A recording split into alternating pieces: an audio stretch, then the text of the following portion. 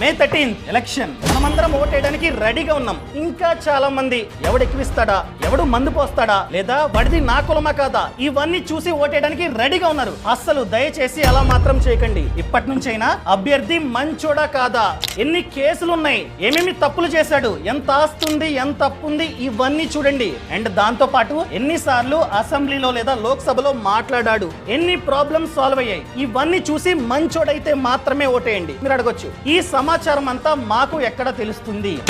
myNeta.info అనే website లో A to Z మనమైతే చూడవచ్చు అనమాట. ఎగ్జాంపుల్ గా వెబ్సైట్ ఓపెన్ చేయండి. లోక్సభ క్లిక్ చేసిన తర్వాత మీ నియోజకవర్గం చూస్ చేసుకోండి. అందరూ వస్తారు. ఎవరెవరైతే ఆ నియోజకవర్గంలో పోటీ చేస్తున్నారో ప్రతి ఒక్కరూ కనిపిస్తారు. వాళ్ళ పేరు మీద క్లిక్ చేయండి. అంతే, A to Z సమాచారం అక్కడే ఉంటుంది. అంతా చెక్ చేసి ఎవడు మంచోడైతే వాడికి మాత్రమే ఓటేయండి. ఎలక్షన్కి వెళ్తున్నారా, వెళ్ళట్లేదా, ఇప్పుడే బుక్ చేసుకోండి. దయచేసి వెళ్ళి ఓటేయండి. Thank you.